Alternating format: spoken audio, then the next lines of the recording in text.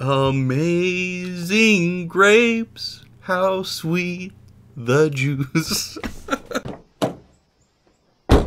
Well, that was a movie. Hello and welcome back to Simon's Rants. I'm Simon, and today I just watched Weird the Al Yankovic Story. It's starring Daniel Radcliffe. It was written and produced by Weird Al Yankovic, and it was directed by Eric Apple. In case you don't know what this movie is, somehow, it is the very true real-life story account of Weird Al and his rise to fame and eventual untimely death. And it is absolutely amazing. If you didn't see years ago on Funny or Die, they did a fake trailer for this movie. It was a biopic about Weird Al that was obviously very fake. It was following all the tropes that all of these musical biopics seem to do, where it's like there's sex, drugs, alcohol, divorce, an eventual fall into depravity, and then a rise from the ashes. And it did all of those things along with the disapproving parents and the rebellious streak, all of those things.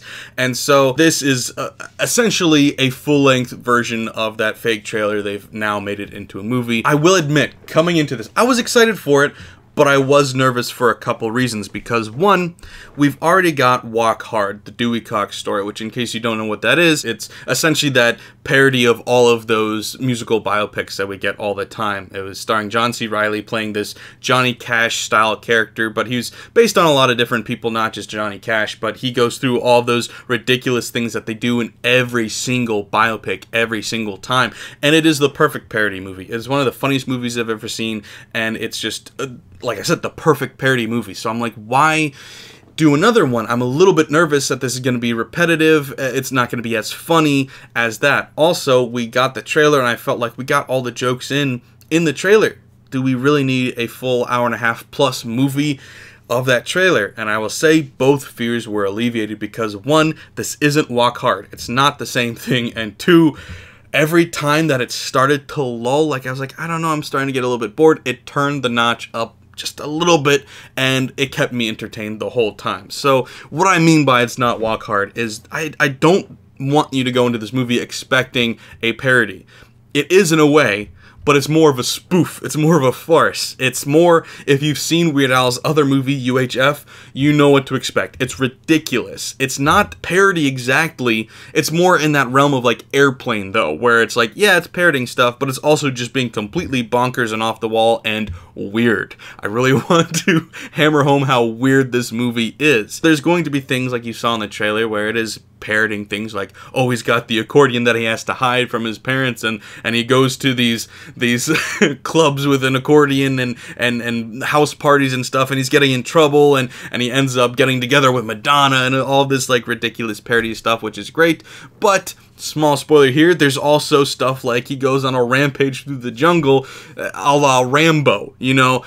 And like I said, that's a spoiler, but trust me, you never know where this movie's going. So I'm sorry I gave away that small moment, but you need to know just how crazy, how wild, and how weird this movie is, because no, it never gets boring. Like I said, one or two moments where I was afraid it was going to, and then it turned it up to 11. I was like, never mind, I'm fully back in, I'm fully invested. Now, if you ask me, is this movie good? Is this movie well made? No, and it's not supposed to be. It's intentionally bad. If you've seen the trailer, you've seen that they have Daniel Radcliffe being voiced over by Weird Al every time he sings. Awfully dubbed, just awful. It doesn't look realistic at all, and that's the point. They also have some really bad CGI in there and really bad Photoshop, and that all adds to the joke. This movie is low budget, but I think they knew that they had limitations, and so they ran with it and made it part of the joke. And same thing with having Daniel Radcliffe in there. They knew he didn't look, sound, or really act like Weird Al at all, and that's part of the joke. You see that in the fake trailer that they did on Funny or Die as well, where they're not trying to act like Weird Al, that's the point. So if you were like, I love Daniel Radcliffe and all, but I don't know if he's the right casting choice, that's the point. He's not supposed to be perfect. He's supposed to be just that celebrity shoe-in casting just to, you know, get a famous name in there, and that's what they're parroting, that's what they're doing, that's the joke. So, yeah, this movie is hilarious. It really is. It was one of the funniest movies, if not the funniest movie I've seen this year.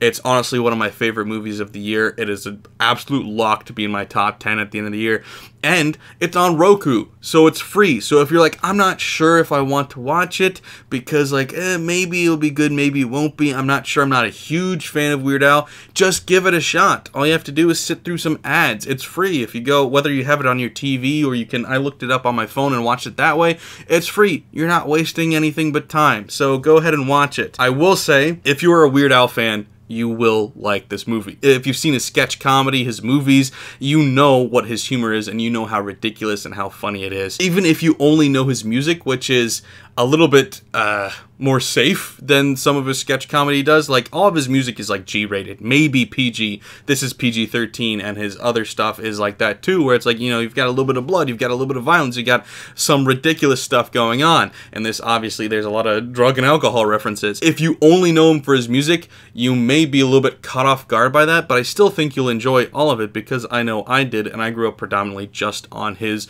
music. I got into his interviews and stuff later, and I do enjoy all of that, but I'm just saying, if you like Weird Al, you'll like this. If you're going into it expecting another Dewey Cox movie, you might be a little bit disappointed, but still, I'd say give it a shot anyway, because, like I said, it's free. Just watch it. This movie's hilarious. This is one of the funniest, like I said, this is one of the funniest movies I've seen in a long time, and I knew going into it that I had high expectations, and I was worried that I wasn't going to live up to it, and it totally did. It really did. I enjoyed this movie a lot. Just a small side note, by the way, there's a lot of celebrity cameos in this. Not celebrities playing themselves, celebrities playing other celebrities, or sometimes random characters, but you had like Lin-Manuel Miranda in this, you had Emo Phillips in this, you had Jack Black, you had Conan O'Brien, you had Patton Oswalt, you had just so many. You had like 2/3 of Lonely Island, with the subtle things in the background, to the one-liners, to just the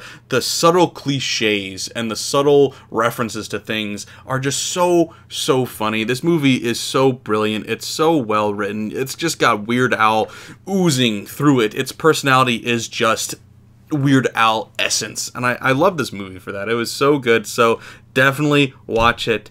If you're a Weird Al fan, especially like you've seen UHF and you like it, you will love this. So please just check it out and let me know what you think. Thanks for watching, guys. Bye.